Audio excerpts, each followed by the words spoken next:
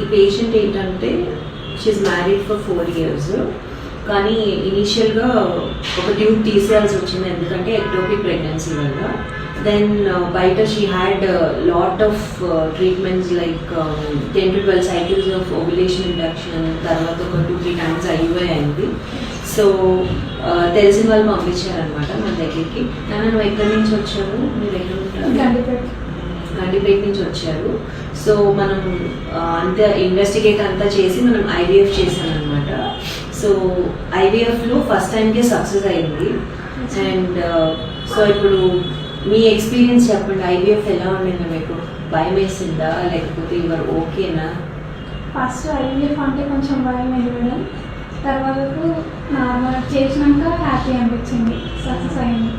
So ఇప్పుడు అందరూ అనుకుంటా ఉంటారు కదా IVF చాలా పెయిన్ఫుల్, అసలు చాలా నొప్పులు ఉంటాయి, కంప్లీట్ బెడ్ రెస్ట్, ఇవన్నీ నిజమా?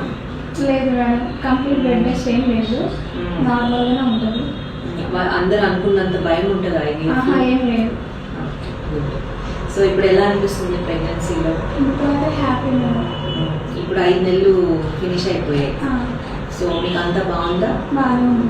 మీ ఫ్రెండ్స్కి IVF ఎవరైనా డాక్టర్ సజెస్ట్ చేస్తే ఎంకరేజ్ చేస్తారా చేసుకోమని? ఎందుకంటే వాళ్ళందరూ చాలా భయపడుతూ ఉంటారు, IVF అంటే చాలా పెయిన్ఫుల్, అసలు ఇంకా లేవరు ప్రెగ్నెన్సీలో, మెడిసిన్స్ అన్నీ ఎక్కువ ఉంటాయి, అబ్నార్మల్ బేబీస్ వస్తాయి, ఇవన్నీ అన్నీ టెన్షన్ పడతారు అనమాట. అట్లా ఏమి ఉండదు, కొంచెం హ్యాపీ మేడం. నిజంగా IVF అంటే ఫస్ట్ భయం వేసింది, తర్వాత ట్రీట్మెంట్ తీసుకున్నాక అంత బెడ్ రెస్ట్ కంప్లీట్గా ఏం లేదు, ఇప్పుడైతే ఓకే. నైస్.